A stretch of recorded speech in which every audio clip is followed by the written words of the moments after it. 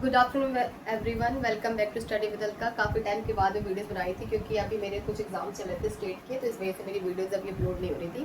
पर मैं कोशिश करूँगी अब कंटिन्यू वीडियोस लाने के लिए, जैसे लेटेस्ट टॉपिक है जो कि एसएससी एग्जाम्स हो या यूपी पीसीएस हो या स्टेट पीसीएस हो, इवन यूपीएससी लेवल पे भी जो आपके फैक्चुअल्स क्वेश्चन पूछे जाते हैं, लाइक आर्टिकल्स हुए हैं, आपके अमेंडमेंट हुए हैं, तो उससे मैं लगातार शॉर्ट वीडियोज़ अब अपलोड करूँगी कि आपको क्विक रिविज़न मिल सके। ठीक है, तो सबसे पहले हम स्टार्ट करते हैं। आज का जो टॉपिक है हमारा वो क्या है, संविधान संशोधन। ठीक है, अब संविधान संशोधन तो बहुत सारे हुए थे, बट उसमें से मैंने कुछ इंपॉर्टेंट्स लिए हैं जो कि मोस्टली एग्जाम से पूछे ही जाते हैं, चाहे वो फैक्चुअल क्वेश्चन है, वन एल क्वेश्चन हो, या कि आपका स्टेट पीसीएस हो या यूपीएससी लेवल पे भी क्वेश्चन ऐसे आपके डायरेक्टली क्वेश्चन आ ही जाते हैं। तो अब देखो क्या है, फर्स्ट अमेंडमेंट हुआ था वो उसमें कब हुआ था, पहले तो आप ये देखो 1951 में हुआ था। ठीक है, अब इसमें मैं जो लिखा है 9th अनुसूची को जोड़ा, यानी 9th शेड्यूल को क्या किया गया, इसमें ऐड किया गया। ठीक है, तो 9th शेड्यूल में क्या था कि आपको कानून से यानी जमीन से जुड़े कानूनों के लिए इसमें जोड़ा गया।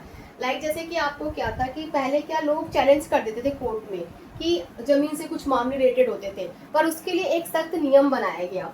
तो उस नियम के लिए हमें एक शेड्यूल बनाया गया जिसको हम कहते हैं 9th अनुसूची। ठीक है, इसलिए उसमें ऐड किया गया, किसमें, फर्स्ट अमेंडमेंट में।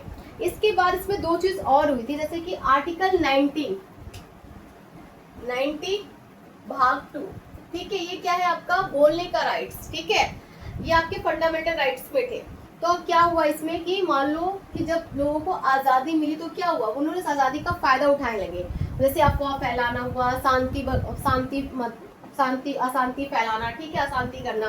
तो इस तरह से क्या क्या कुछ आर्टिकल्स को इसमें अमेंडमेंट में ऐड किया गया, लेकिन कहा गया कि आज़ादी तो रहेगी लेकिन उसके क्या कुछ नियम रहेंगे।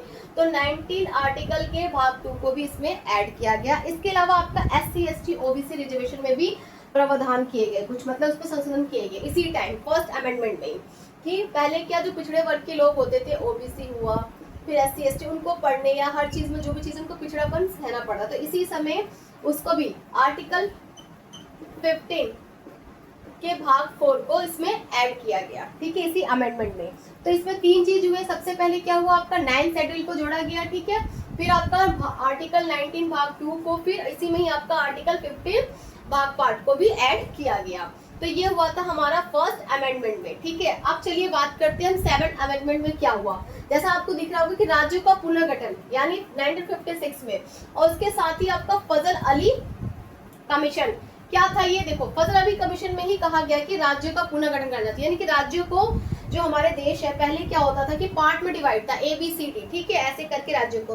बाद में क्या गया, जब फजल अली कमीशन आए, इसके अध्यक्ष थे फजल अली, उन्होंने कहा कि राज्यों को भाषा के आधार पर डिवाइड किया जाए ताकि वहाँ के लोगों को काम करने में ईजी रहे और वहाँ का प्रशासन बेहतर हो सके।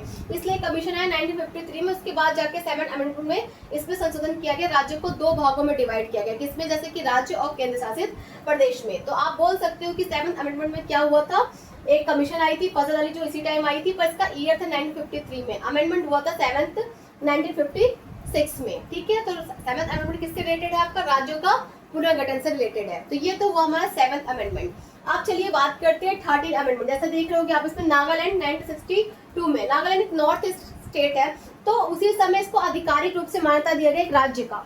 ठीक है, और ये आर्टिकल आपसे इसमें रिलेटेड है, आर्टिकल किसमें, 371 पार्ट ए में।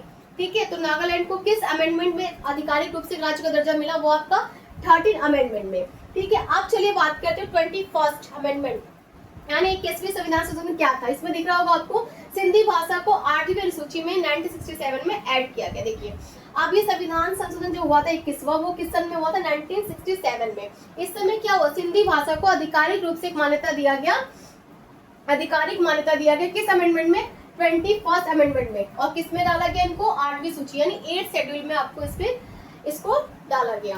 तो ये तो हो गया आपका 21st अमेंडमेंट क्या था। अब चलिए बात करते हैं 42 अमेंडमेंट। देखिए इसमें लिखा हुआ इंपॉर्टेंट, वेरी इंपॉर्टेंट, क्योंकि इससे बहुत हर एग्जाम्स में ये क्वेश्चन आता ही आता है, चाहे वो आप फैक्चुअल क्वेश्चन कह लो या कॉन्सेप्चुअल क्वेश्चन कह लो। ठीक है, ये क्वेश्चन अक्सर पूछा जाता है अमेंडमेंट ये वाला।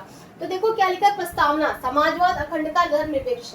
ठीक है, देखो प्रेम्बल में कुछ संशोधन किए गए, जैसे जो पहले वर्ड थे आपके सार्वभौमिक, ठीक है, गणराज्य और लोकतांत्रिक, उसके बाद ये ऐड हुए कुछ शब्द, क्या था, समाजवाद, अखंडता और धर्मनिरपेक्ष। ठीक है, इस अमेंडमेंट को छोटा कॉन्स्टिट्यूशन यानी मिनी कॉन्स्टिट्यूशन भी कहा जाता है, क्योंकि इसमें बहुत सारे प्रावधान किए गए थे। इसके अलावा इसमें ही 1976 में हुआ था, इसमें ही क्या हुआ था, शिक्षा को राज्य सूची से हटाकर क्या किया गया, समवर्ती सूची में जोड़ा गया। यानी कि राज्य सूची पहले स्टेट शिक्षा पे काम कर सकती थी, लेकिन बाद में इसको समवर्ती सूची में करके राज्य सरकार, राज्य और केंद्र दोनों मिला के शिक्षा पे काम करेगी। तो यही प्रावधान किसमें हुआ, 42 अमेंडमेंट में हुआ। इसके अलावा मौलिक कर्तव्य यानी फंडामेंटल ड्यूटीज में कुछ 10 मौलिक कर्तव्य को जोड़ा गया 1976 में। उसी लिए कमेटी आई थी उसी टाइम, सरदार सरोवर सिंह कमेटी, जिसमें कहा गया था कि नागरिकों के लिए भी कुछ ड्यूटीज होने चाहिए, जिनको इसमें ऐड किया गया 10 मौलिक कर्तव्य को। ठीक है, तो इसीलिए इस पूरे अमेंडमेंट को मिनी कॉन्स्टिट्यूशन कहा जाता है। तो आज तो मैंने आपको कुछ इंपॉर्टेंट संविधान संशोधन बताए।